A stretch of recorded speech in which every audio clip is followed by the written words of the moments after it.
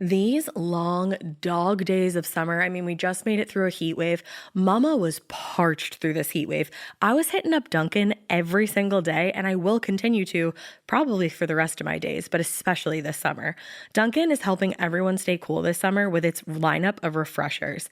These drinks are packed with bold, fruity flavors and served ice cold. It's amazing. Dunkin' refreshers are the perfect afternoon pick-me-up. I like to start my morning with them personally, and then sometimes I go back for a second one because I'm just feeling crazy. They come in a variety of delicious flavors, including fan favorites mango pineapple and strawberry dragon fruit. And then for a limited time, there's black cherry and there's pink pineapple. I'm going to tell you something right now, and it's a bold claim, let me tell you, but I stand behind it. Pink pineapple will change your life. It is so good. It has me feeling like I'm sitting in a pool, resort side, just living, honey. It's so yummy. Try your favorite flavor with green tea, sparkling water, lemonade, or Dunkin's all-new limeade. I haven't tried the limeade yet, but I'm going to. Usually I get my drinks made with green tea and occasionally lemonade, but I do really like the green tea. Or if you don't want to build your own, try one of Dunkin's curated refreshers like the Cherry Lime Ricky or the Ultimate Pink Daydream. The Cherry Lime Ricky, scrumptious. I could drink like 3 of these a day. They're so freaking yummy. Head to Dunkin' today and find your favorite refresher. Dunkin' refreshers contain less than 1% fruit juice. Limited time offer. You know what's really terrifying? That unfinished college degree lurking in the background, just sitting there waiting for you. That's where Southern New Hampshire University comes in. With flexible online degree programs, there's no commuting, no rigid schedule, and no more excuses. Plus, they have some of the lowest online tuition rates in the U.S. Visit snhu.edu/morbid to learn more before your degree becomes just another story about what could have been. Chilling crime cases are mysterious, but finding coverage shouldn't be. With the State Farm Personal Price Plan, you have options and can personalize your plan to help create an affordable price so you can get back to cracking all of life's bigger cases. Talk to a State Farm agent today to learn how you can choose to bundle and save with the Personal Price Plan. Like a good neighbor, State Farm is there. Head to statefarm.com to get a quote. Prices are based on rating plans that vary by state. Coverage options are selected by the customer. Availability, amount of discounts and savings, and eligibility vary by state. Hey, weirdos, I'm Ash. And I'm Elena. And this is Morbid.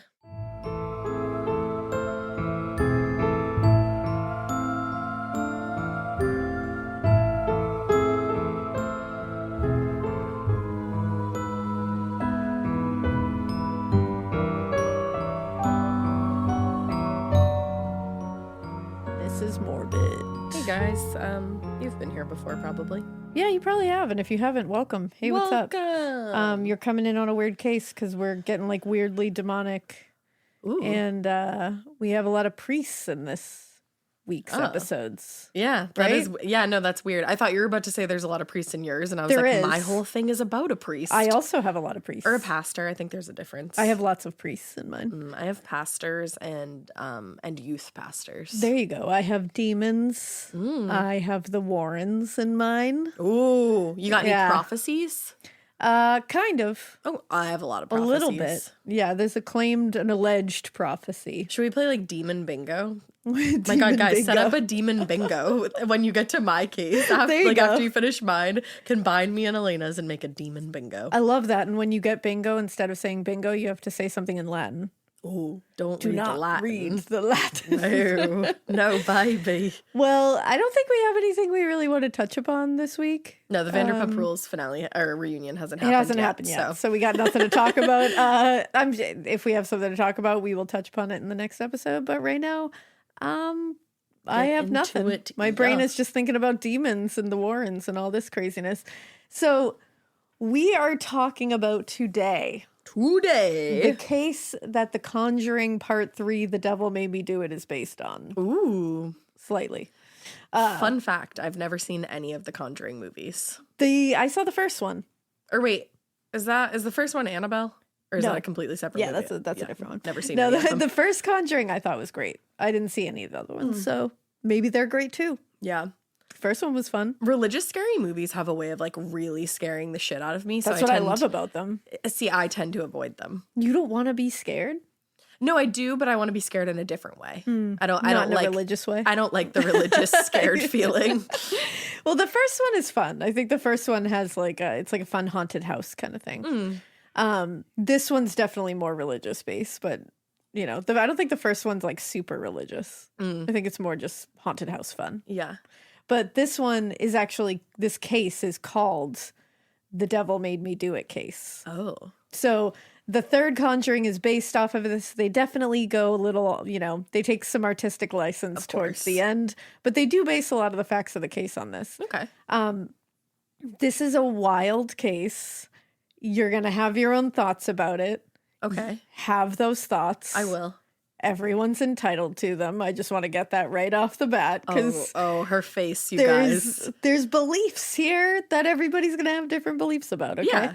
Yeah. There's demonic possession. There's exorcisms. The church is involved. The Warrens are involved. People have thoughts about all these things, and you're allowed to have those thoughts. Have them. Exist with them. But this one involves a guy named Arne Johnson and at the time, his girlfriend, Debbie Glatzel. Okay. We're going to start with talking about them because they are, where the actual criminal case comes in. Oh, shit. So according to his family growing up, Arne Johnson was always a kind, thoughtful person. He'd go out of his way to help others. He was a pretty normal kid. His name's Arnie, so I feel like he kind of has to be friendly. I feel like you have for to. now, anyways. They said that while everyone around him, all his peers were out, drinking and, going to clubs, just being rowdy teenagers. Vibing. Arnie was singing in the church choir and just playing Little League and taking his younger sister fishing. Oh. Just like he's just being a good brother. Good old American boy. One of his friends said to reporters, this is a direct quote, he didn't go discoing, he wasn't into drugs, he doesn't have long hair, and he never raised his voice. Okay. I would like to point out that discoing, having long hair, and raising one's voice was just attributed to being a bad person here. Yeah. So, I don't know about that, but okay. No long hair. Okay. We are in Connecticut. Just want to point that out. But yeah, so that I was like, discoing, huh? Discoing and leads to having long hair. Being a bad. And it's like, what would constitute raising one's voice? Where is the line there? Like, see, that's also like everybody has a different opinion on that. Yeah. Like what is loud to someone is Yeah. not loud to another. Exactly. I don't know. But apparently his parents separated pretty early on in his life. He was only 9 months old. Oh, that's sad. There were periods that they attempted to reconcile with each other, but it didn't work out. And they officially divorced when he was about 4 years old. Oh, shit. That's a long time of tumultuary. Yeah. His mother, Mary Johnson, was a single mother at the time. She struggled, kind of working several jobs just to support Arnie and his younger sisters, Wanda and Janice. There was also a younger cousin named Mary who was living with the family on and off. So she was supporting her as well. When he finished 8th grade, he did try to move in with his father, who at the time was working as a landscaper in Bethel, Connecticut. But unfortunately, it didn't really work out. I think they just couldn't really make their relationship work that closely after all that time. That's sad. It was like kind of moving in with someone you don't really know that well. So he ended up returning to live with his mother and his sisters in Bridgeport pretty quickly after trying this out with his dad. But Arnie's mother was really trying her best, just kind of, but struggling to support all these children on her own. Yeah, that's a lot of kids. So Arnie ended up dropping out of school at 16 to work odd jobs and just try to support his siblings as well. It always makes me so sad when like a kid will drop out of school to like help the family. To try to help out. Yeah. Now, according to his mother, she said, quote, he took odd jobs. That was really the only reason he left school, was to help support us. And it was through his mother that Arne Johnson met his future girlfriend and then wife, Debbie Glatzel. He was just 12 years old when they met, and she was 19. Oh, shit. Yep. Oh, shit. Yep. Shit. Yep. It was 1974, and Debbie was working as a checkout clerk at a local grocery store. She later said, quote, I knocked over a display in the supermarket, and Arnie said to his mother, I'm going to help that lady. I'd like to point out that I'm uncomfortable here. I would like to point out that I think we should all be uncomfortable. This is the part where I get uncomfortable and I stay uncomfy. Debbie and Mary Johnson became close friends through seeing each other at the grocery store. Reminder, Mary is Arnie's mother. Arnie is 12. Debbie and Mary, Arnie's mother, are now close friends. Yeah, what the fuck is happening here? So despite this 7-year age difference, and remember, it's all about phases of life. If they were in their 30s, if they were in their 20s even, this is a different story. 12 and 19, no. It's also all about the law. Like, that's illegal. Yeah. It's like, no. And, like, baby girl, what are you finding, like, stimulates your relationship with a 12-year-old? I was just going to say, I'm going to stop you there. Like. But, yeah. They began dating a few years later. I don't know how old he was when they began dating. They didn't date when he was 12, but that's when she had met him. That's fucking weird. Yeah. And at the beginning of their relationship, they actually lived with Debbie's family in Brookfield for a few months to save their money. And by 1980, when he was technically an adult, the couple decided to move in together. And they also brought along Arnie's mother, sisters, and younger cousin, Mary, the one that was living with them, to live with them in a small house that they found to rent in nearby Newtown. So Debbie said about that home, it was like my dream house. I thought we could build a nice, beautiful life there. Okay, Debbie. Spoiler alert, they didn't. Yeah, I mean, I figured. They were very excited about the move, but that all changed very quickly because on moving day, Debbie's 11-year-old brother, David, had an alleged paranormal experience that terrified them and changed everybody's lives. Oh, shit. Debbie's brother, you said? Yes. So Debbie's little brother was 11 years old, David. According to Debbie, David really liked Arnie. Like, got along very well with him, just wanted to be around him a lot. So, like, he wanted to help the couple move that day. And so the day of the move, he went with them to get everything settled. And when they got to the house, they noticed that the previous tenants had left some furniture, which included a bed in the main bedroom. And it was while he was cleaning in the main bedroom that David, the 11-year-old, first saw what he called the fiendish-looking figure that he described as an old man, burnt and black-looking. Ooh. Yeah.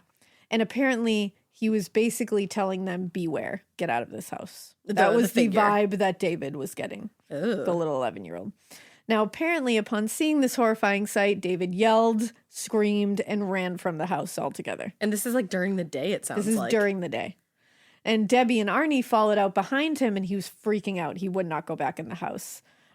David told his sister that the old man had pushed him and that he was not going back in that house. He was terrified. God. And he wouldn't. Debbie and Arnie went back in and continued cleaning, but David stayed outside until they were ready to leave. He wouldn't go back in.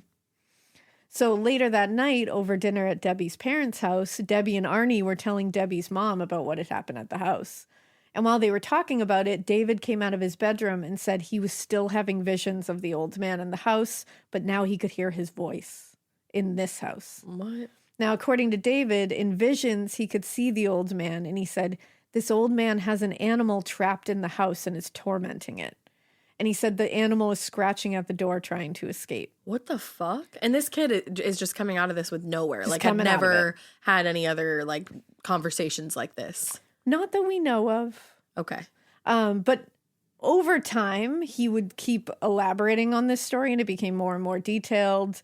And the man eventually apparently was described as having like hooves for feet. And that sometimes there was other men around him and they were wearing grotesque costumes. Like, it was getting scarier and scarier. Yeah. And as this got more detailed and more frequent, the stories started to scare Debbie. And she honestly wondered, should we move into this little rental house? I don't think we should. I mean, after a while, you would start to be nervous. But they had invested so much time and money in it that they really couldn't afford to back out. So they did return to Newtown the following day and kept moving into the house.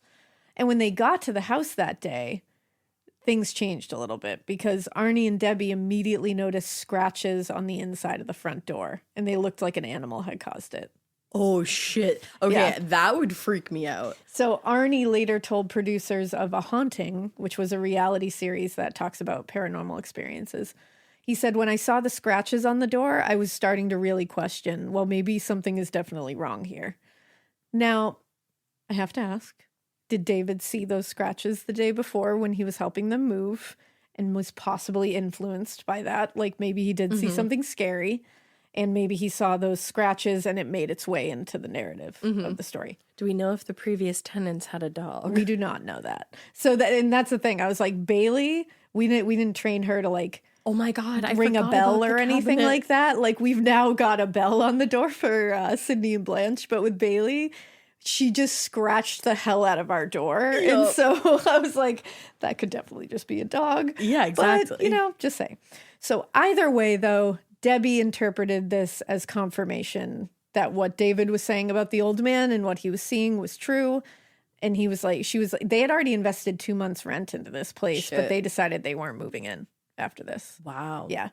So Arne and Debbie felt comfortable with this decision. They were like, nope, not doing it.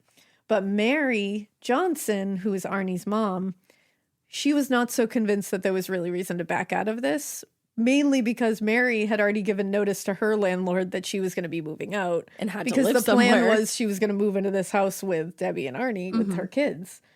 And so she was like, ugh. So Arnie and Debbie were going to live with Debbie's family in Brookfield for the time being until they could find another place. But Mary and her children had already given notice to the landlord. So they decided to actually move into the house in Newtown. I mean, where else? Exactly. Yeah. Where else could they go? So you would think that the house in Newtown, that place is going to be where the problem is. No. That didn't have a problem. Now, Arnie and Debbie, now their plans have been put on hold. They're not moving into that little house. His mom did. His little sisters have. So they kind of took all their stuff out of that house, went back to Debbie's parents' house. They were going to stay there for a while. But when they got there, Debbie's mom was very agitated. And she was saying that David had been upset all evening and was insisting that the old man, who he was now calling the Beast, was angry with him for telling Arnie and Debbie not to move into that house in Newtown.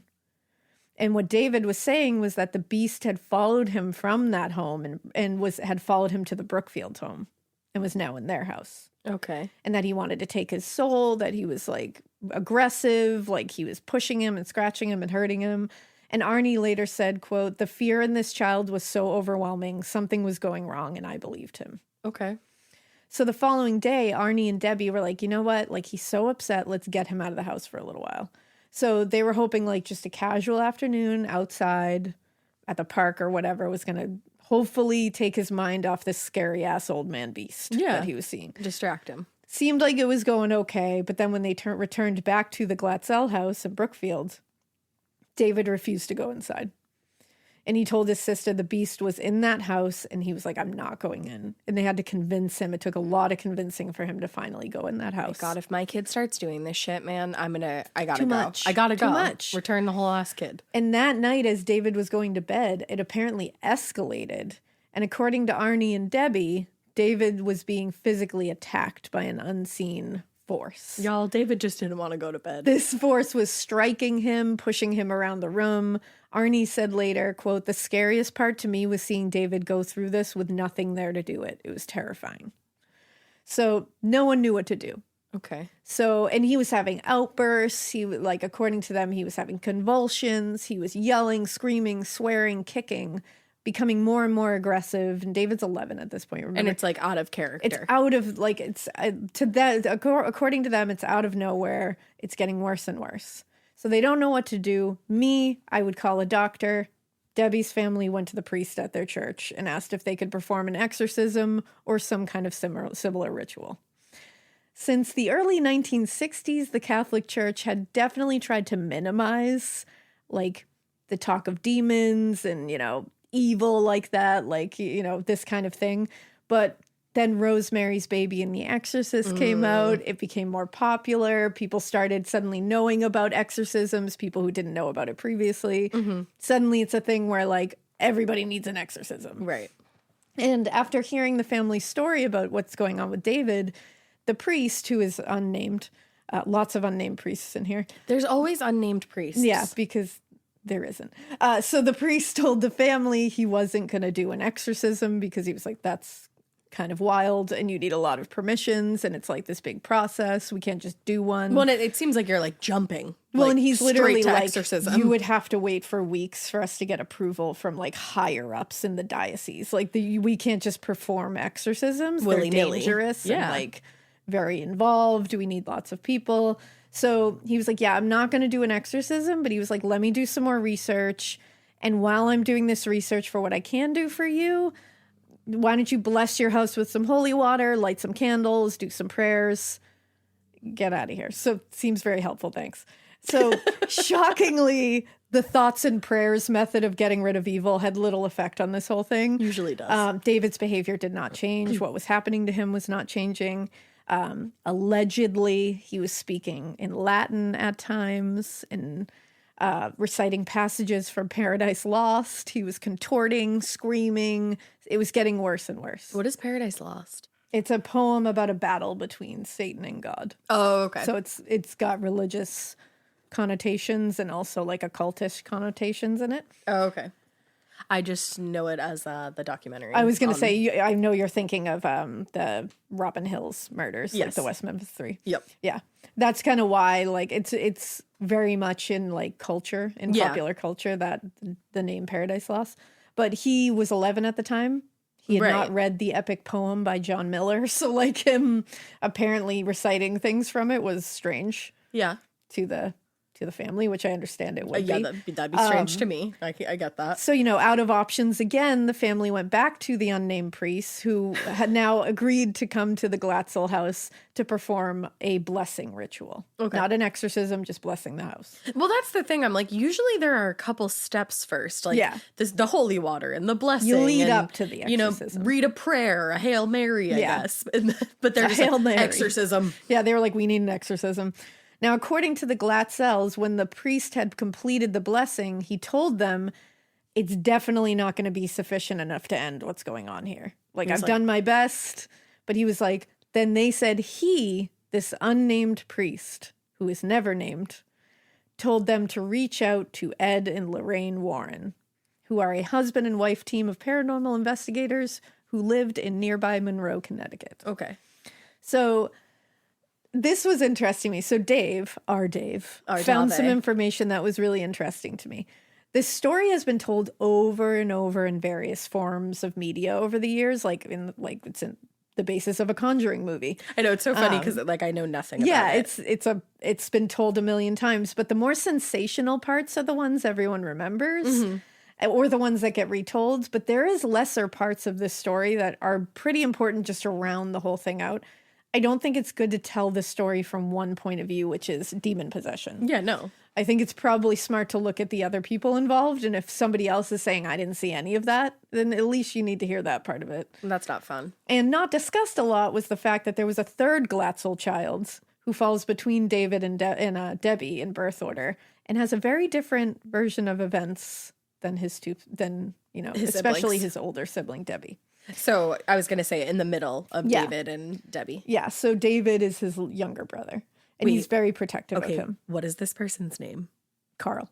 Damn it. I thought it was all going to be D's, and that's something that happens in my story, and I was like, whoa. You're like, wait a second. No, this guy's name's Carl. that was amazing. I wish John was up here. Carl. But I'm not saying who is right or wrong because none of us were there, but it's interesting that Carl Jr. has a different version of events, and he shouldn't be left out of the narrative for the sake of only telling the demon narrative.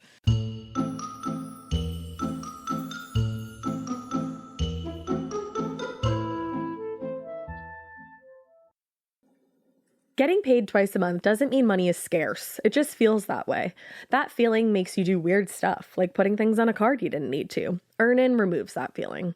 With Earnin, you can access up to $150 per day of money you've already earned, plus up to $1,000 between paychecks. Standard transfers take 1 to 2 business days with no mandatory fees, and expedited transfers start at $3.99 and cap at $5.99. 5 million people are already on it, and honestly, it's wild it didn't exist sooner. Download Earnin on the App Store or Google Play, spelled like earning money without the G. Type in Morbid under podcast when you sign up. It'll really help the show. Earnin is a financial technology company, not a bank. Access limits are based on your earnings and risk factors. Standard cash outs take 1 to 2 business days with no mandatory fees. Expedited transfers available for a fee. Tips are voluntary and don't affect the service. Available in select states. Terms and restrictions apply. Visit earnin.com for full details. Chilling crime cases are mysterious, but finding coverage shouldn't be. With the State Farm Personal Price Plan, you have options and can personalize your plan to help create an affordable price so you can get back to cracking all of life's bigger cases. Talk to a State Farm agent today to learn how you can choose to bundle and save with the Personal Price Plan. Like a good neighbor, State Farm is there. Head to statefarm.com to get a quote. Prices are based on rating plans that vary by state. Coverage options are selected by the customer. Availability, amount of discounts and savings, and eligibility vary by state.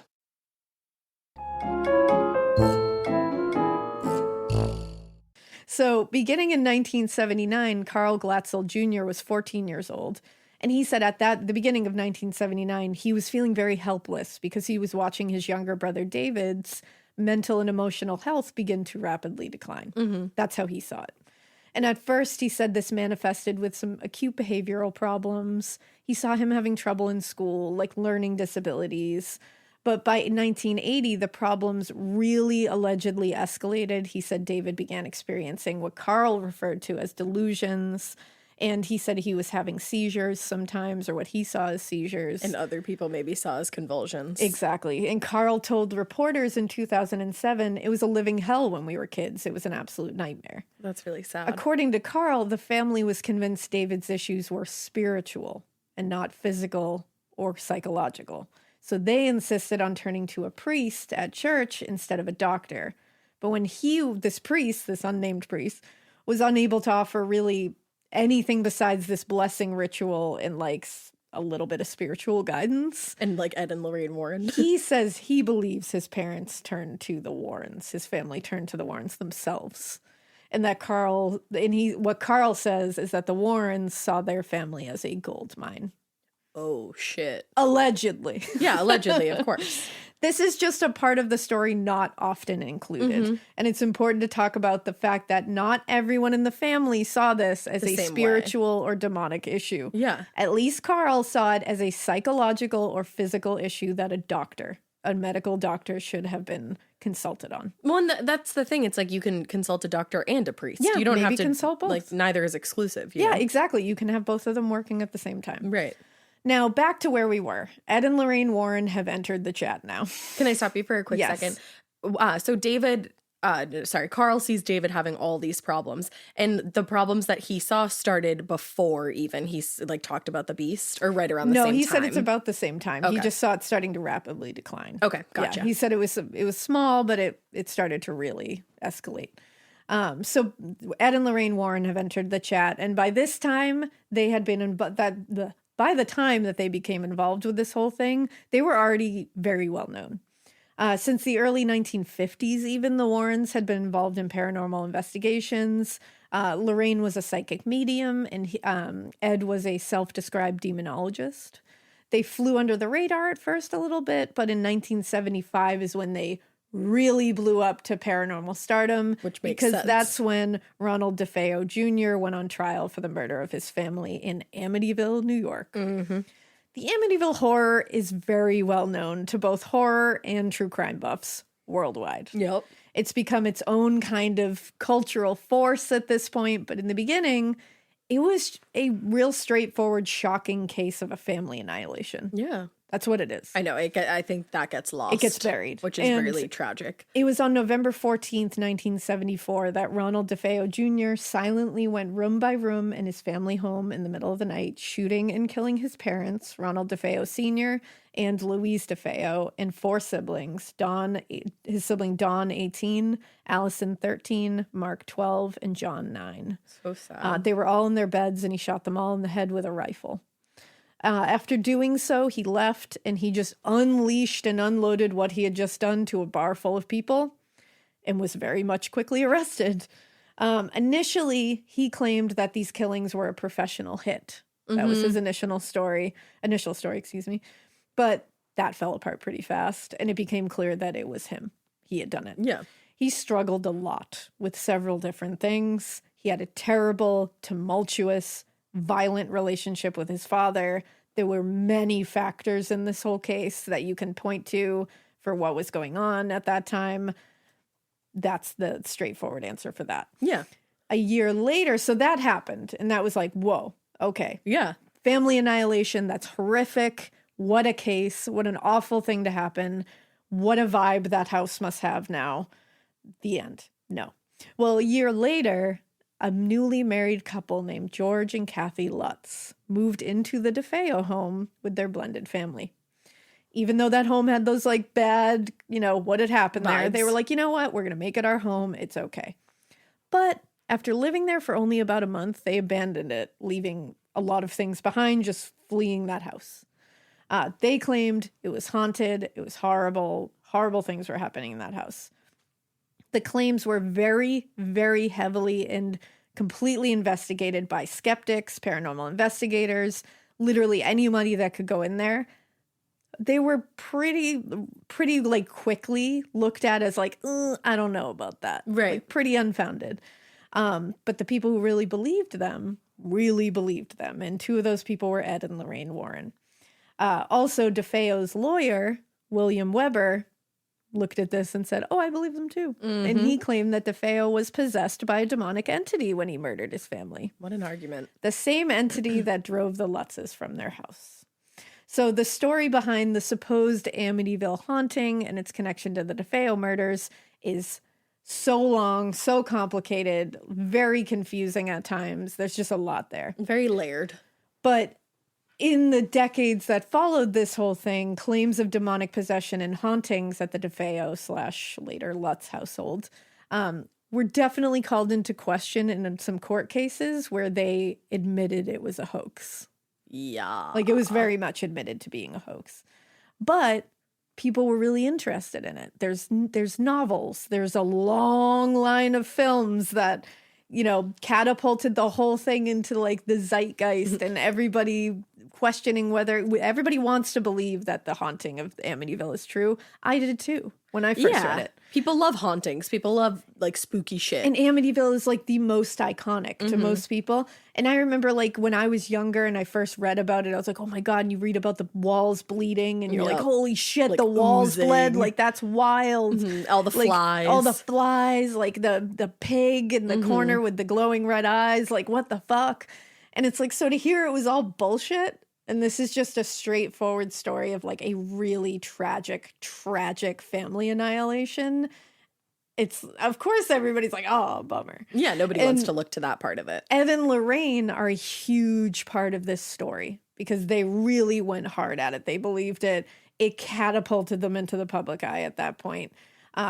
And they were like the it couple of the paranormal world at that time. They got booked on talk shows. They were becoming public speakers. This shot them into the stratosphere. Mm-hmm.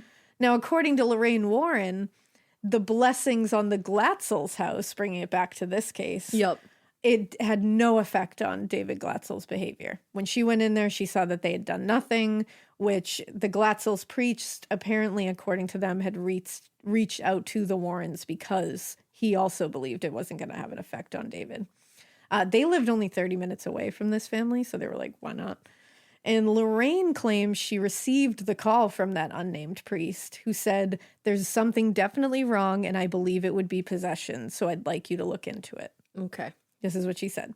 And she said the priest told her the story, told her all about what was going on with David, that he had tried, that the family had tried with the blessings, and nothing worked, and that they needed urgent help.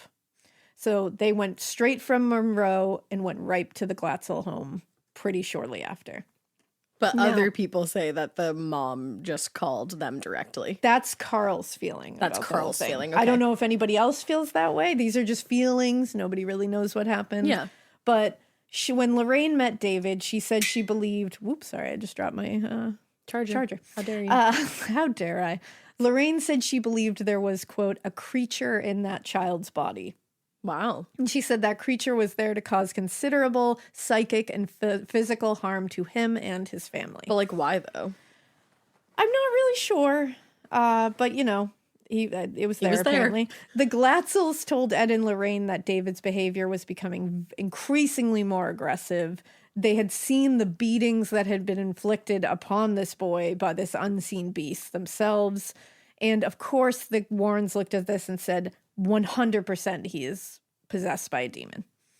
Now, Debbie Glatzel figured it was linked to the property somehow, which makes no sense because it initially supposedly attached to him at the other house where Mary Johnson is currently living fine. But she figured, why can't we just move away from this house and hopefully solve the problem? But Lorraine was like, no. It doesn't work. And she said said it would do no good at this point because it would follow us. That's the difference between a haunted house and haunted people. Say what you want about the Warrens, but they know how to speak spooky, is what I have to say about that. The difference between a haunted house and haunted people. Yeah, that's beautiful. Like, all right, I get it. It's poetic justice. I would get sucked in too. I would too. So the Warrens insisted, according to them, the only thing that was going to fix David was an actual exorcism performed by a Catholic priest. But, like I said before, you don't just get an exorcism. Right. Getting an approval for an exorcism can take months. You have to petition the church. They have to go through a whole thing.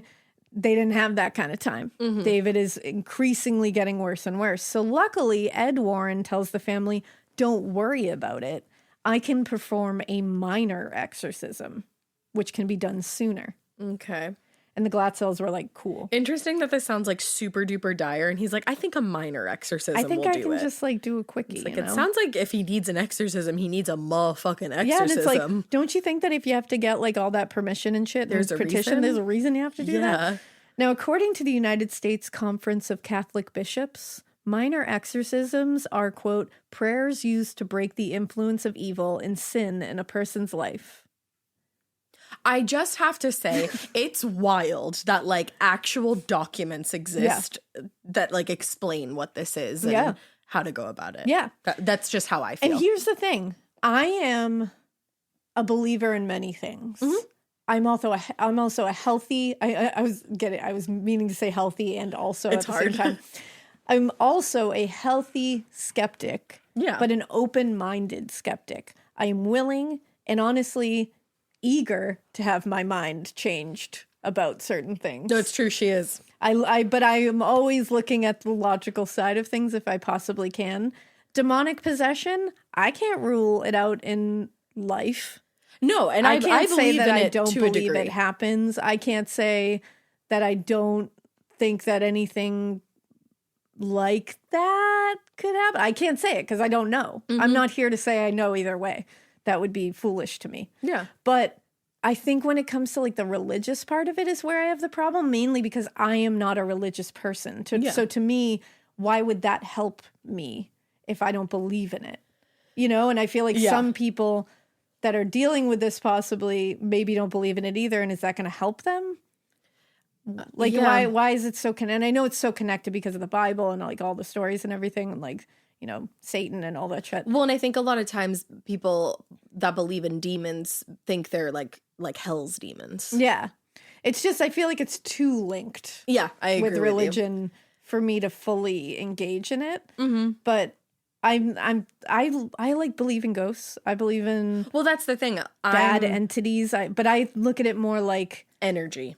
A bad entity. Yeah. Like I don't look at it as like a hell demon. Same. You know, like because I don't think it has any link to that. I think it's just bad. Right. That's what I was just going to say. And I think that's where I lose it. And I think a lot of times like things are bad because of like energy and things that happened there. Yeah. Like I can get down with the idea that like a ghost is this is at least what I kind of think is like a ghost was a person. Yeah. But a bad entity, like a demon per se, like that, like if I see like something that I feel like maybe wasn't demonic, even a person. Maybe wasn't even a person. It's just bad energy. That's what I think too. But I don't know. But then I think there can also be bad spirits that were people. Yeah, exactly. Because it's bad people. Yeah. So it's like, I don't know. I don't know exactly how I believe it. I just know I don't know everything about it. So I'm not going to sit here and pretend like I do. Yeah. And say that like all that's bullshit.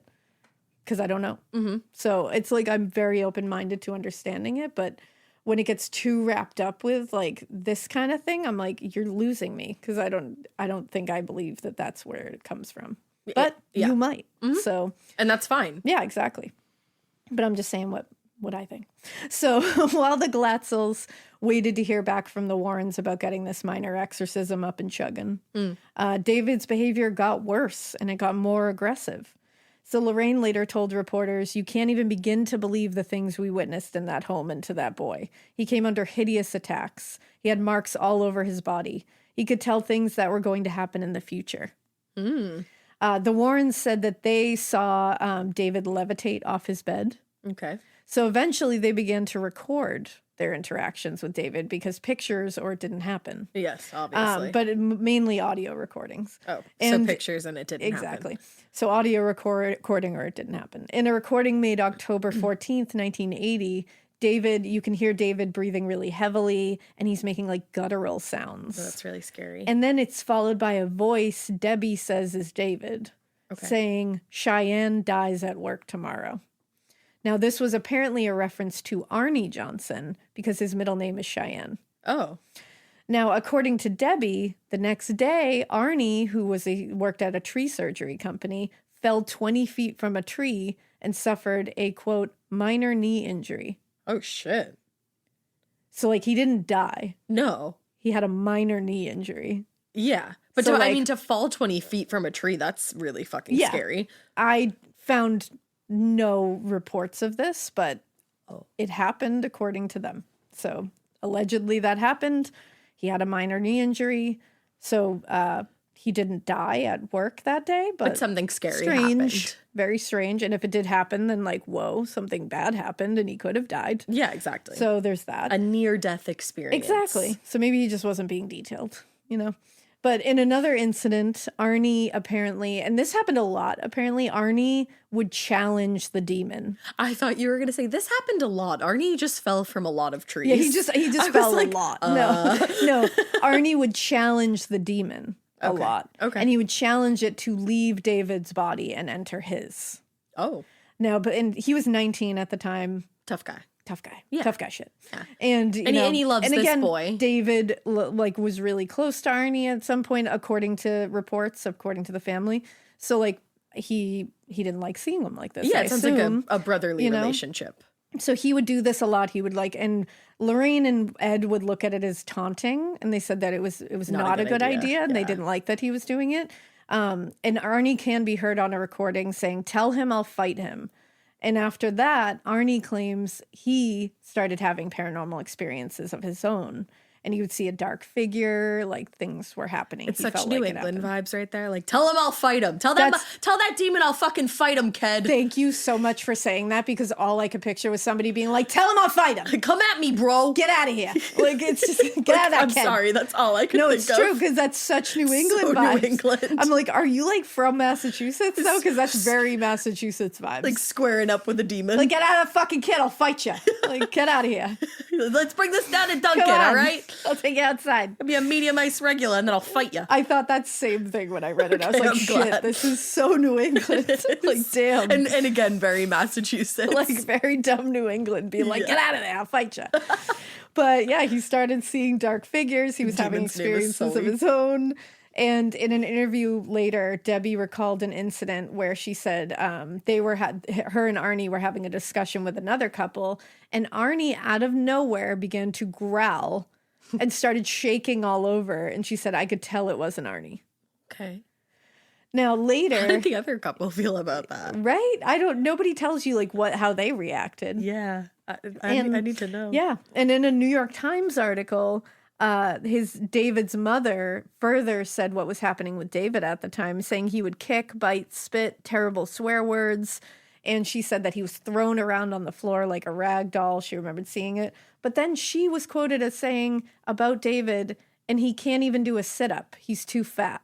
Oh, that's so mean to say about your child. That's a weird thing to throw at the end of he's being possessed and beaten by a demon, is to like throw that in at the end. I was like, body shame him. I don't know about this, guys. Oh my God. And I just thought it was like so shitty. I was like, that's a weird thing to throw at the end of that. Like to talk about your son so mean and callously. Yeah, I was like, I don't like that. I can't imagine ever calling, anyone fat, but especially my child. Because in my opinion, like like, no matter what, something was happening with David. Yeah, obviously. Whether you believe it is demonic possession or you believe he is going through some kind of mental illness, in very distressing mental illness, he's suffering. Right. Like, he is going through it and he's not getting the proper help. And it's like, to talk about him like that just wasn't cool to me. I was like, I don't know about that. Well, then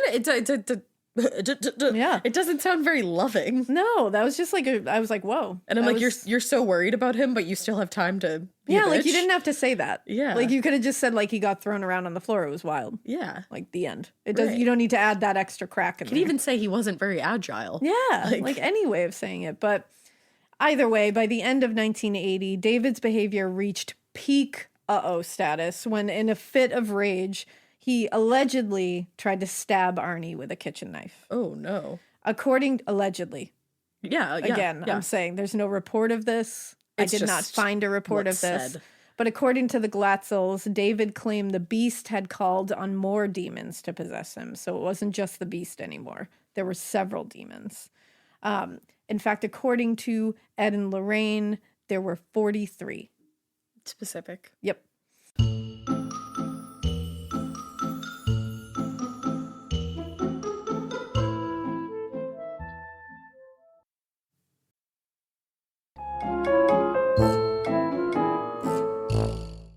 Now, after 5 weeks, priests from the Glatzels church came to the house to perform a second blessing, which I'm like, guys, it's not working. Put your water away. And then they did do a minor exorcism, not a full one, not a major one. And there's also no record of them doing an exorcism, like an actual exorcism. Yeah. Uh-huh. Now, ultimately, the family claims, the Glatzels claim that 4 minor exorcisms were performed on David.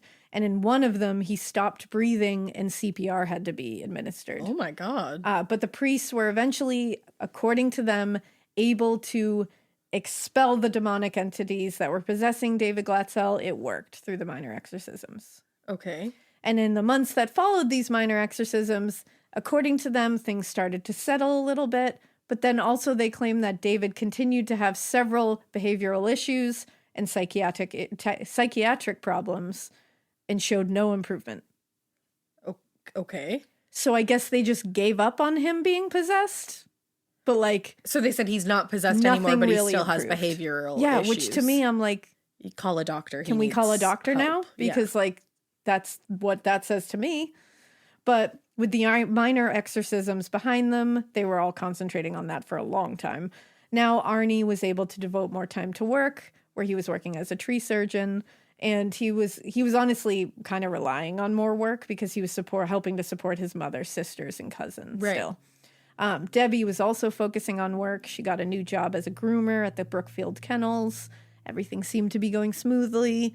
And while working there, that's where she first met 40-year-old Alan Bono,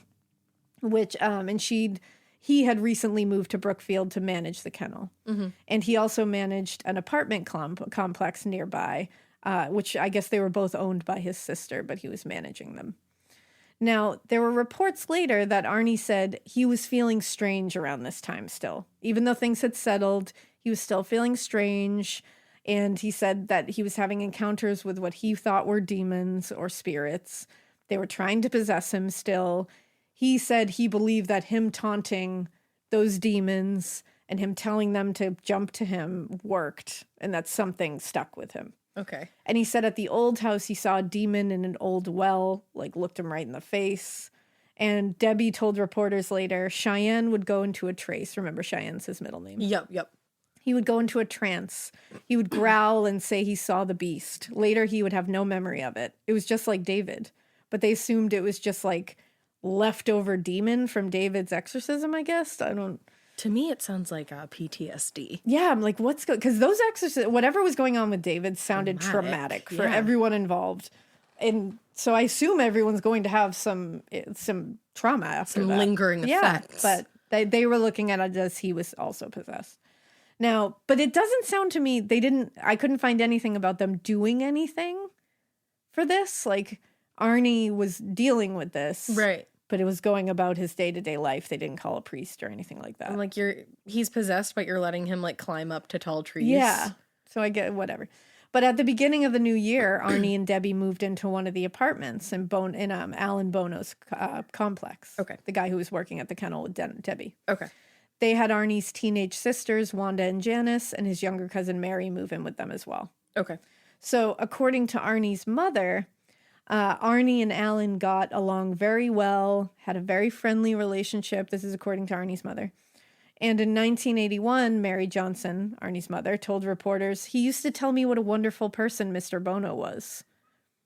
Could have been true, but on the afternoon of February 16th, something happened that would suggest that may not be true. Okay. It's difficult to know exactly what happened on this day because several different stories have been told in the old. This part of the show is brought to you by Anua, the Korean skincare brand known for scientific, gentle, yet effective formulations. The latest from Anua is the Retinol Collagen Gua Sha Cream, a firming cream with a gua sha-shaped tip built right in. Have you guys heard of gua sha? It's that viral massage tool that moves fluid and tension out of your face. Less puffiness, a snatched jawline, honey, more definition in your face. Retinol firms and reduces fine lines, and collagen keeps your skin plump and structured. This cream has both of those things, arguably the most optimal combo for that snatched, lifted look all in one step. I am obsessed with the Gua Sha cream. First of all, it feels so cool to the touch when you put that on your face. It's just like, this is lovely. It's like a little spa treatment that you can give yourself. I like to do mine at night after I get out of the shower. I rub the cream on my face with the little gua sha. I'm sculpting that jawline, honey. I got it on the cheekbones. And actually, I had a facial the other day, and the lady doing my facial, the professional, she said, "Do you use a gua sha at home?" And I said, "I do." And I said, "How did you know that?" And she said, "I didn't have those little like bumps in my chin or like different areas like that." So she could tell that I was using the gua sha. And I said, "Oh my God." I just feel like I wake up less puffy in the morning when I do it the night before. But you can do it whenever you want to. I, 10 out of 10, recommend this product. The Anua Gua Sha Cream Value Set is available at anua.com, already discounted. Use code MORBID for an extra 10% off. That's ANUA.com, code MORBID. The Sherwin-Williams summer sale is here. Get 30% off select paints and stains or 35% off their newest product, Emerald Symmetry, July 17th through the 27th. Whether you're looking to refresh your interior or your exterior, they've got the colors to bring your vision to life. And with delivery, getting everything to your door is easier than ever. Shop online or visit your neighborhood Sherwin-Williams store. Retail sales only. Some exclusions apply. See store for details. Delivery available on qualifying orders. People that can tell the stories are the people that survived the incident. And they all have different stories. And there's stories that have just changed a little bit. Okay. We're not really sure exactly what happened. But on the afternoon of February 16th, 19-year-old Arne Johnson and Alan Bono went to lunch at the Mug and Munch Cafe in Brookfield with Arnie's sisters and 26-year-old Debbie Glatzel, his girlfriend. Mm-hmm. I think it was about 3 hours they all hung out there. And apparently the two men drank between 13 and 15 glasses of wine. Sorry, how many? 13 and 15 glasses of wine. How they were there for 3 hours? 3 hours. 13 each? Between them. Between them? Okay, Yeah. so like call that 14. That's 7 glasses of wine each. 4 glasses of wine is a bottle. Yeah. They almost had 2 bottles of wine each. Holy fucking shit. And apparently after that, the group all left the restaurant and went drove back home? to the apartment. I don't think Debbie was drinking. Oh my God. I assume they went back to the apartment to spew for days, but apparently not. Or like to go to sleep Yeah. forever? Like, oh my God. Now, based on interviews with Debbie Glatzel and Wanda Johnson, who was the older of the sisters, Yep. police conclude that around 6:30 that evening, Alan Bono had made some kind of remark about Johnson's girlfriend, Debbie. Okay. This caused an argument between the two men. That argument was taken outside the apartment at one point, and it turned violent. Yeah. And again, they are both very drunk. Yeah. So in interviews and court documents, Arne claimed that he has no memory of what happened next. I believe that. But Debbie, Wanda, and several neighbors have witness testimonies, and they said the argument continued to escalate outside the apartment. And then Arne eventually pulled out a 5-inch folding knife and stabbed Alan Bono 4 times in the stomach. Bono fell to the ground, and Arne allegedly walked off into the woods. Okay. And Debbie ran back inside the apartment, and she called, nope, not an ambulance, but her father, Carl, who arrived shortly after. Okay, Debbie. An ambulance did arrive. It's unclear who called for it. Maybe Carl, the father. Maybe, but the ambulance driver testified that he found Alan Bono lying face up in the parking lot, alive but badly injured from 4 half-moon-shaped stab wounds below his rib cage. Why would they be half-moon shaped? It must have been some kind of curved blade, I assume. Oh, okay. As they looked at his injuries and were trying to get him on the stretcher, the ambulance driver overheard Debbie Glatzel tell her father, "Oh, Daddy, he didn't mean to do it. You know how he gets when he's been drinking." Oh, he, like, possessed? Yeah. Yeah. Yeah. Later in an interview with police, Carl Glatzel would tell investigators Cheyenne did it. So there was no question here that he did Arne did this. Cheyenne, Arne did this. There is an ambulance driver who heard her telling her father, you know how he gets when he's drinking. Uh-huh. Just putting that out there.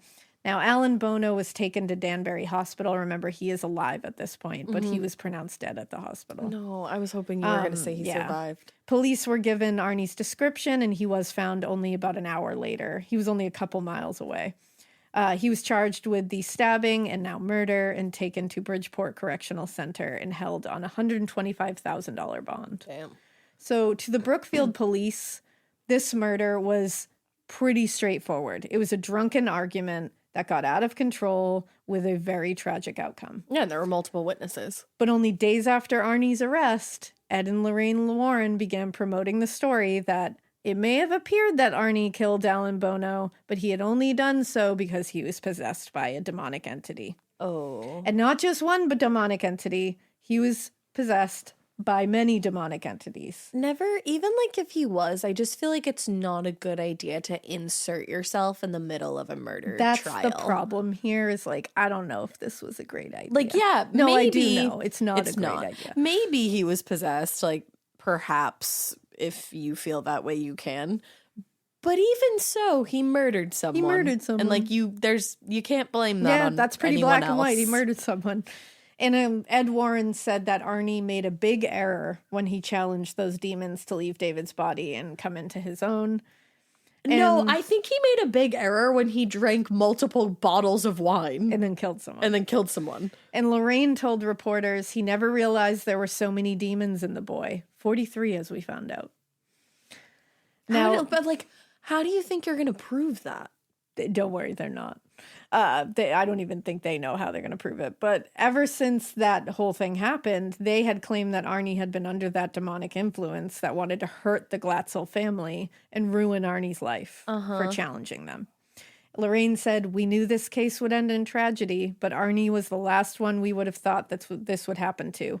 The demon used Arne to achieve its goal. It wanted to really destroy this young man's life." Oh my God. I'm sorry. That's so fucking distasteful. Yeah, I think it's gross. I think that's disgusting. I think it's really gross. Like you're sitting there saying that a demon wanted to ruin Arnie's life when Arne just took the life of another human being. Yeah.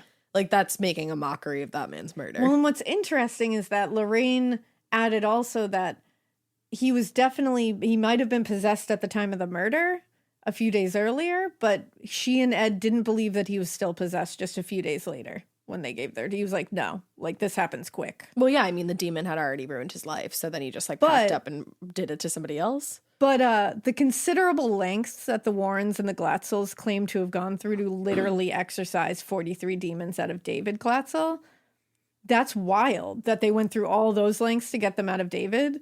But and they just like packed up and left. All 43 demons just voluntarily just took off. They just dipped out right after. Like, yeah, I don't know. Just like Rachel didn't dip out. Yeah, I don't think those these demons didn't dip out. Now, under normal circumstances, investigators would have very quickly dismissed any of these claims of demonic influence.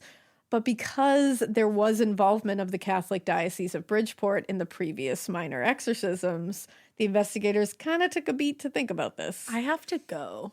At a time when nearly 1/3 of Americans reported some participation in the Catholic Church, the involvement of the church did give this claim more credibility. And people in the faith would have taken this claim in this case very seriously.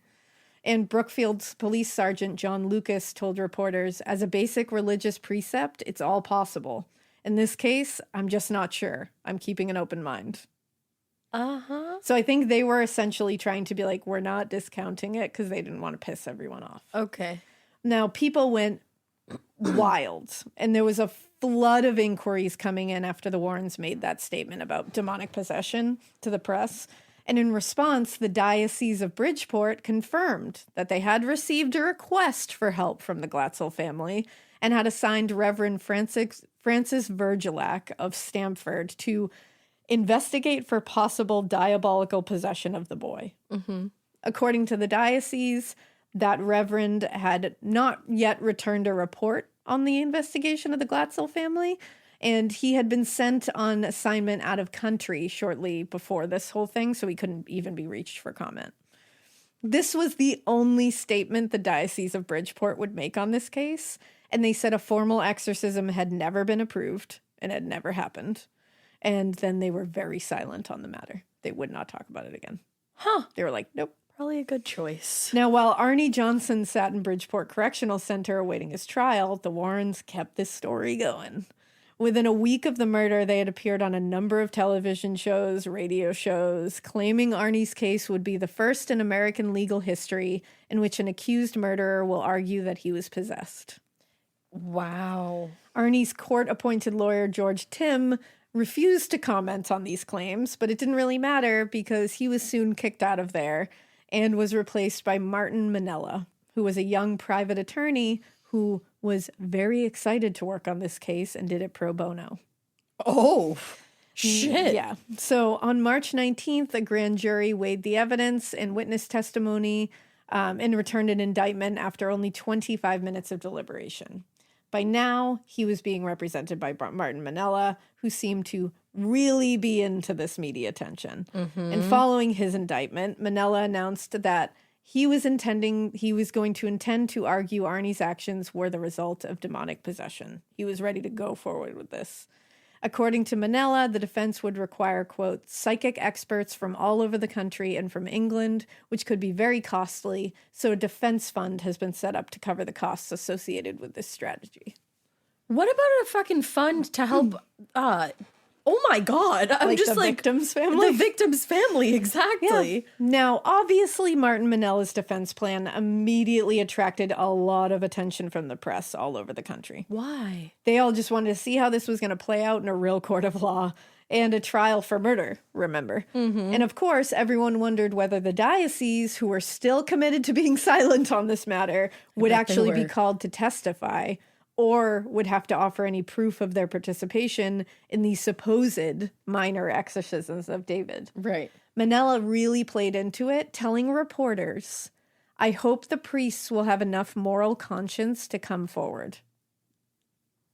A choice. Okay, Glasshouse. A choice. Okay, Glasshouse. Morals, you say. In a New York Times article, he was quoted as saying, the courts have dealt with the existence of God. Now they're going to have to deal with the existence of the devil.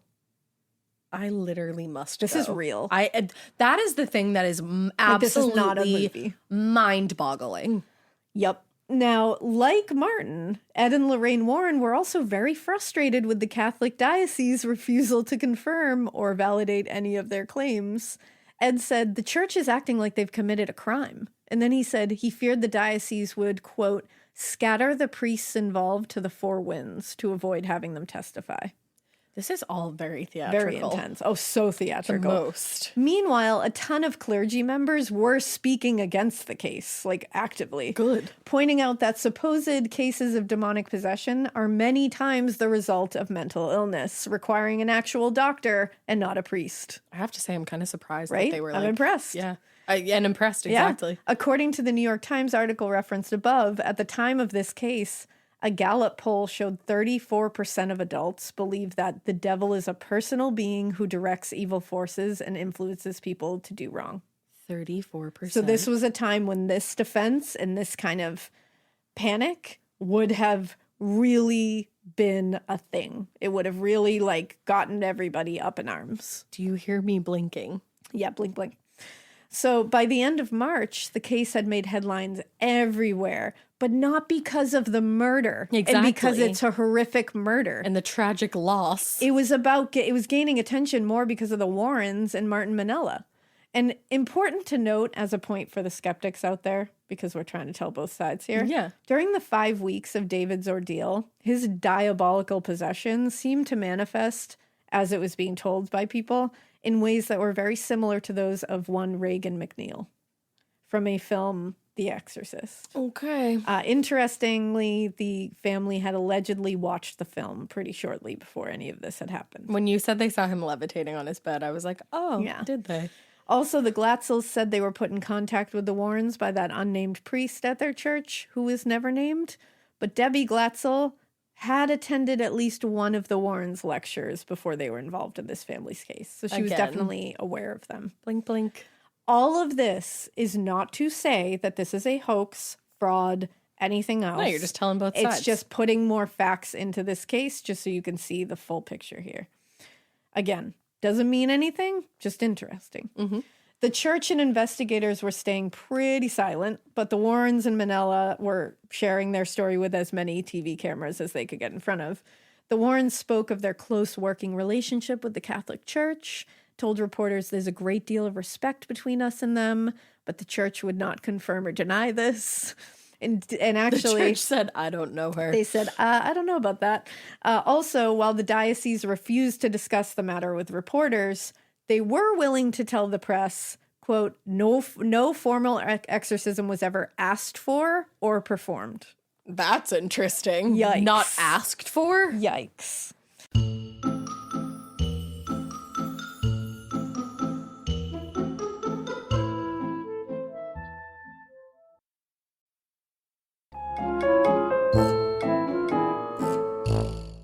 Huh. So in June 1981, George Kresge, a mentalist who performed under the name The Amazing Kreskin, he accused the Warrens of preying on a superstitious public, and he said this is all to promote themselves and increase revenues for their lectures.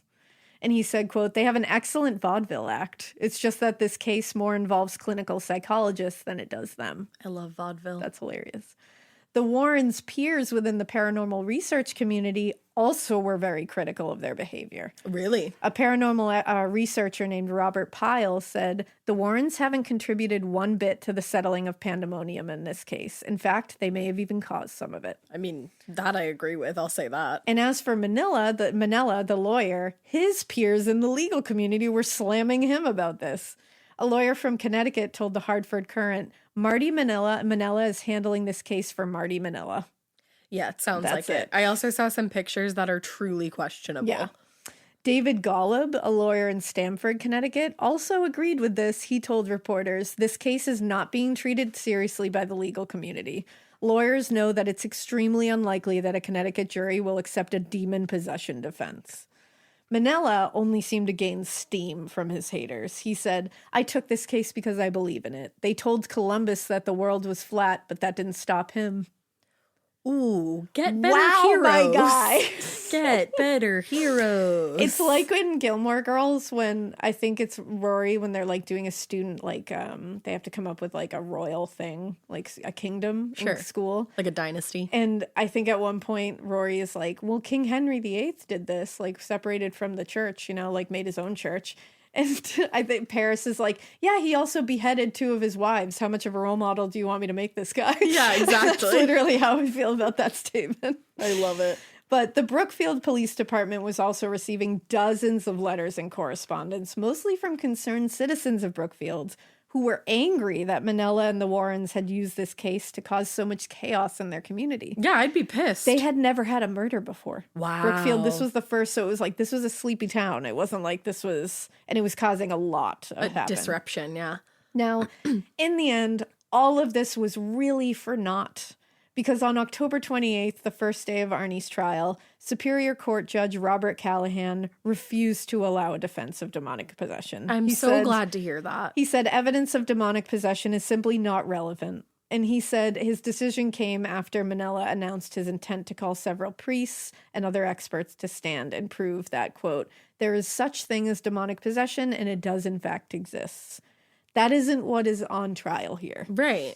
And Callahan says he based his decision on the fact that such a defense could not be reliable and could actually mislead the jury. It's so opinion-based. He said it would be incompetent evidence and I would not allow it. Good for him. It is. It's all the opinion-based. That's the thing. And it can't be proved. Right. Like, there's no tangible thing to prove it. Now, apparently, Manella, which I'm shocked that he's shocked, he was shocked by the judge's decisions to disallow the demon defense, which I'm like, were you really shocked by that, my guy?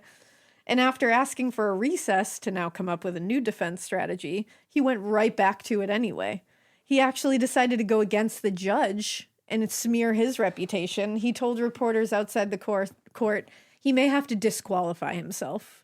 And then he accused the judge of prejudice and anti-Catholic bias. I don't think that's going to help you win the case here, dude. Like, what? Also, I love it. Luckily, the judge, Callahan, was not rocked at all by any of this bullshit. Not. He stood by his decision to bar the demonic possession thing. And he also added that even if Manella could prove demonic possession, which you can't, he said it would not affect the intent of the crime. And he said any testimony relating to possession would only be rooted in subjective religious beliefs, not scientific fact. Yeah, and there's also no law that says, like, we can acquit you if you were possessed at the time of murder. Getting scared is one thing. Getting a thrill is, well, you want more of those in your life. The Genesis GV70 is built to thrill, baby. A thrilling yet elegant design always makes driving the GV70 an exciting adventure. Its powerful athletic stance screams performance and turns heads. Everybody's looking at you, girl, or boy, or whoever. Command the road and experience a class-leading standard 300 horsepower. Oh my God. Plus, discover the different dynamic drive modes for all different terrains. Choose between the different terrain modes for whatever road conditions you may encounter. The Genesis GV70's award-winning technology and performance lets you drive with comfort and drive with confidence all at the same time. It's an exciting SUV with intuitive tech that can make your ride smooth even when the road isn't. And its blind spot cameras allow you to see what's next to you. It's like having eyes on the side of your head. That's pretty iconic. Its performance, by the way, is measured not only in power, but in how it makes you feel confident, sexy. The Genesis GV70. Learn more at genesis.com and feel the GV70. Need a boost? Sometimes all it takes is tapping into your inner cool. Icebreaker's gum helps you unleash the confidence within. Each chew releases a rush of icy flavor powered by cooling flavor crystals, sending a wave of refreshment to reinvigorate all your senses. Icebreaker's convenient pack fits everywhere, from car cup holders to backpack pockets, so you can find your cool wherever you go. Grab Icebreaker's gum online or at a store near you. Where is the separation between church and state here? You can't do that. I feel like there isn't one. After all of this was done, the case went on pretty normally. Because now it's just a murder trial. Yeah, exactly what it should be. The prosecutor, Walter Flanagan, presented his case, as he always had planned to do, which was Arne Johnson, in a drunken rage, stabbed Alan Bono in the stomach 4 times after Bono allegedly made a derogatory remark about his girlfriend. Mm-hmm. The evidence offered in support of this claim was the 5-inch folding knife found at the scene that belonged to him. He was also known to use it at work, like it was his. Yeah. It was now covered in blood and hair, matching Bono's blood type. Oh, that's sad. Credible witnesses were called by the prosecution. This included the state's chief toxicologist, who testified that Bono, the victim, had a heavy concentration of alcohol in the blood sample taken at the time of his death. A server was also called to testify from the Mug and Munch Cafe. And they said both Arne and Alan had been served a large number of drinks on the afternoon of the murder, but forensic experts admitted that while Arne was almost certainly drunk at the time of the murder, they were like, absolutely, it was Bono who had consumed a lot more of the wine at the cafe. Okay. He was more drunk.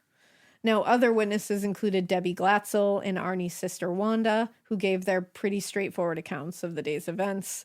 There was also some people who reported that Arne did have previously drunk and aggressive behavior that they had witnessed. Well, Debbie said to her father, allegedly, that that was true. Now, unable to use that airtight demonic possession defense, Manella just said that it was self-defense, which is a pretty normal defense to mount, I would say. I'm actually surprised he didn't go after the restaurant for like over-serving. Honestly, that would have even made more sense than demonic fucking possession. But I think honestly the restaurant was like Alan drank more actually, so I don't even think it would have helped. But he claimed a drunken Alan Bono instigated a violent confrontation with Arne, and Arne killed Bono in defense of himself and his family. There were claims made that Alan Bono had attempted to grab the youngest, Mary, who was 9 at the time, like held her and not let her go. I don't know why, just during the confrontation had grabbed her and wouldn't let her go. And that's alleged. Yeah. But they were claiming this was also what set Arne off. Like an aggravating factor. Which would be an aggravating factor. That's his 9-year-old niece. Absolutely. Or sister. Cousin. But, sorry. But Jesus. Obviously, we only have the accounts of whoever survived here to go off of. Nevertheless, Manella still found a way to put in some demonic stuff, almost like a little bit, by calling several local priests as character witnesses. But when he called them, the Judge Callahan, said, "You better tread very lightly with your questioning." Like, he was like, "Don't even test me, dude." Well, and he's also like, "I'll just fucking throw the jury out so they don't hear it out." But before sending the jury out for deliberation, Judge Callahan did say to them they should only consider the evidence presented in court and ignore anything they may have known about the much publicized demon possession defense. Because it had been promoted so heavily before this trial. Well, and it sounds like even in the media, too. Exactly. Now, despite the warnings, there was really no way that this jury wasn't going to be able to think about that a little bit. I was going to say that. It was months of, sensational coverage by the Warrens, by Manella. And just 50 minutes after going for deliberation, they sent word to the judge that they were hopelessly deadlocked. I had a feeling you were going to say that. And in response, Callahan told the jury... He said, "I would like you to remember the Chip Smith charge, which is a Connecticut case in which a deadlocked jury managed to reach a conviction when the jurors in the minority chose to, quote, respect the intelligence of those in the majority and consider their views carefully." The jury agreed, and they went back to deliberate more, and 16 hours later, they found Arne Johnson guilty of manslaughter. Not murder, because it didn't seem like it was planned. It seemed like it was in the heat of the moment. It truly did seem like that. And according to several jury members, their decision on the manslaughter charge was really due to their belief that Arne had possibly only intended to injure Alan and not actually kill him. Okay. Which, when you look at it, it's a messy situation. Who knows if that was the intent? It certainly didn't seem like it was planned out. No. It was certainly in a spur of the moment, angry, violent confrontation that this happened, which doesn't excuse any of it, but it's a different situation than straight up first-degree murder. Arne came back to court on December 18th, 1981 for sentencing, and Judge Callahan imposed the maximum sentence allowed under Connecticut state law, which was 10 to 20 years in prison. Oh, wow. Yeah, he said it was Arne's lack of apparent remorse as his reasoning for imposing the maximum sentence. Oh, he didn't seem sorry? He said, "I do not assume the powers of God, but you took a human life and you showed no acknowledgement of guilt and little remorse." And as this was said, Debbie Glatzel shouted, "That's sick," and then stormed out of the courtroom. Yeah, that is sick that you haven't shown any remorse. It's also sick to stab a man 4 times in the stomach and leave him to die. And it's also sick to call your dad instead of an ambulance for said guy. Yeah. But okay, Debbie. Manella, apparently, he filed an appeal, of course, on the sentence. But in March 1982, the appeal was withdrawn at Arne's request. Oh. Arne's defense team released a statement saying Arne didn't want to appeal, and he consulted with his family and made the decision. Okay. So I'll give a little bit of... I was going to say. Now, no longer confined by the restrictions of the Connecticut Superior Court, the story of Arne Johnson's supposed demonic possession definitely grew into a legend now. In 1983, friends of the Warrens, Gerald, Brittle, published The Devil in Connecticut, which was a allegedly non-fictional account of the Johnson case. The book is interesting. Her face says something. That same year, The Devil in Connecticut was adapted into The Demon Murder Case, which was a made-for-TV movie, which stars Clois Leachman, Kevin Bacon, and Andy Griffith. Oh, shit. So that happened. Arne Johnson began serving his sentence in December 1981 at the Connecticut Correctional Institution in Somers, Connecticut. In January 1985, Arne married longtime girlfriend Debbie Glatzel in a ceremony at the Correctional Institute. Beautiful. Just 2 months later, Arne was granted early release after serving only 5 years. 5 fucking years. In January 1986. The parole board cited that he was a model prisoner, and that was the reason for his decision. In 2007, Carl Glatzel Jr., the third Glatzel child, and David Glatzel, who was the subject of the demonic possession, they filed a civil suit against Gerald Brittle and iUniverse Publishing in an attempt to stop them from republishing The Devil in Connecticut. Wow. Which the author admits in court documents is a, quote, fictionalized account of David and Carl Glatzel's past lives. But it was being marketed as nonfiction.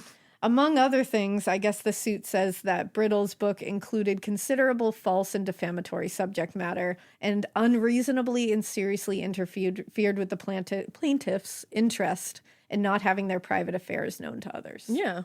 Now, according to Carl, in the years following the trial, both he and David were, like, they had a lot of difficulty in school. I would think so, They were, like, mocked, shunned, and later they had difficulty getting jobs because of all the notoriety that had come from this whole thing. That's fucked up. And it had also exacerbated, David's mental health issues. Yeah, of course. And he was continuing to struggle because in the press... That hurts my heart. Didn't give a shit. No, so it's like, not. I feel for them. That sucks. And the civil suit also really, like, deepened the rift between Carl and David and the rest of the family. Because David and Arne maintain that the story from the Warrens is entirely true. So there's 2 very different versions of this. Wait, so David and Arne said that they maintained that it was true. No, David and, I might have said David, I'm sorry, I meant Debbie and Arne. Oh, Debbie and Arne, okay. So David and Carl are saying this is being highly, exaggerated. Right. There are real issues here that we would like to not continuously have to deal with. Yeah, we'd like them to remain private. Yeah, and David and Arne are saying, because like the obviously the details are already out and there's been several things about it, but they're like, I would like it to not be that like my brother was possessed by a demon. Yeah. But we do not know what the hell was going on. But then, can we not all just agree that that's what happened? But then Debbie and Arne and Arne are saying that is absolutely what happened and the Warrens are telling the truth. So Lorraine Warren also was very dismissive of Carl and David's civil suit. She said it was ridiculous, and she said the book was based on statements made by the children's parents, and she also cited the involvement of 6 unnamed priests as evidence of the book's legitimacy. I think 6 unnamed priests should be a band name. I think that's a cool band name. I like that. Also, it's like, I love that she's sitting there being like, yeah, well, your parents made statements to this guy. And David's like, yeah, motherfucker, I'm the one that was supposedly possessed. Yeah, like, can you please listen to me? Yeah. Unfortunately, in the end, the court ruled in favor of Brittle. Really? And dismissed the case. They said, first, the subject matter of the book, The Devil in Connecticut, concerns the supernatural and demonic possession. Such matters cannot be proven objectionably true or false, and thus are matters of opinion, which unfortunately is true. Second, an inquiry into the allegations would entail an excessive entanglement into religious and theological questions in violation of the Establishment Clause of the First Amendment of the United States Constitution. But could they not prove that it was defamatory? I guess not. And it's like, I feel for them. I do too. Because like, that's really shitty. That is their life. Do you know whatever ended up happening to David? I do not. Actually, I hope he's okay. I didn't look too far into it because I'm hoping he's living a very normal private life. Was able to live a normal and private life, and yeah, like, I'm just hoping that they at least could. Yeah, well, separate from it. It makes sense that you didn't look into it because it seems like he wanted to go and live his life privately. Like, so it feels like whatever he's doing now, I hope he's doing great. Me too. And Carl like, and Carl Jr. Right. And Carl Jr. And I hope they're doing all right. Wowie and Kazali. Arne is out. I think Debbie passed away before the Conjuring movie came out, so I know she is no longer alive. Arne, I believe, is, and I think he got a job. So yeah, I mean, hopefully he led a better life. Hopefully he still feels sorry that he murdered someone. It's a really sad all around case. It's sad. It's strange. It's confusing. Yeah, and you did a good job telling it though. I wasn't ever confused. Oh, thank you. I don't think Ed and Lorraine Warren helped this case at all. I think they caused a big mess, and I don't like it. No, it gives me gross feelings. I don't like it. It gives a yucca taste in the mouth. Yeah, and I think a lot of people in the paranormal community don't like their involvement in this either. So I think it's kind of like a on them. A big yucca. Yeah. But wow. Yeah. So that is the Conjuring case, the Devil Made Me Do It case. Interesting case. It is a sad one. So, because the other thing is, too, when you look into Alan Bono, there's not a lot about him. You can't find a lot about his life. So, that's like a sad part of it, too, that he kind of got lost in the fray. Yeah. And it sounds like he was really young when he died. Yeah, he was only in his 40s. Yeah, that's so sad. And he was just, managing a kennel. Right. Managing an apartment complex his sister owned. He seemed like a friendly guy. Yeah. I don't know about the reports of him grabbing the 9-year-old. I don't know what that's all about. Again, very alleged. We don't have any proof of it. But, that's why everybody don't drink that much. Don't drink bad that things much. happen when people drink that much. And if it doesn't happen outwardly, it's happening inwardly. Exactly. Your liver That's the is other thing. It's suffering, just my bad guy. for you. So Holy don't do shit. that. I still can't shocked. believe that amount of wine. Yeah, that's what shocked me like a lot. Damn. I had like 2 glasses and I'm like, woo! Oh, I have 1 glass of wine and I will be sick. Yeah. Like, I can't. Oh my God. But yeah. Wow. Well, that was a good one. And as always, we hope you keep listening. And we hope you keep it weird. Bye. But not so weird that any of that. Bye. Yeah, no.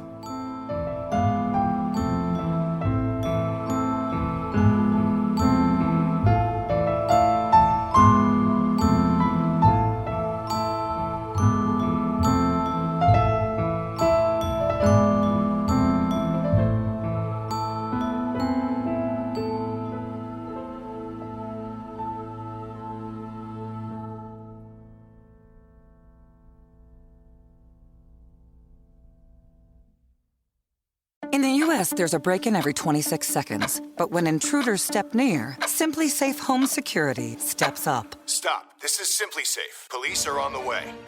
Using AI alerts, U.S.-based live agents help deter break-ins. Simply Safe, no long-term contracts. Save 50% on your new system with professional monitoring at simplysafe.com/SXM or with promo code SXM. Outdoor deterrence requires a Simply Safe Active Guard outdoor protection plan starting at $49.99 a month. Visit simplysafe.com/licenses for alarm license information. Tennessee 2012. You wouldn't take financial advice from a 72 hours in a single day alpha influencer, would you? Same goes if you're in a car accident or any accident. Who you choose matters. That's why Morgan & Morgan exists. They're the largest injury law firm in America, and they've built their reputation by actually winning cases, not just talking about it. Over 1,000 lawyers across all 50 states and $30 billion recovered. Injured? Go to forthepeople.com/podcast. That's forthepeople.com/podcast.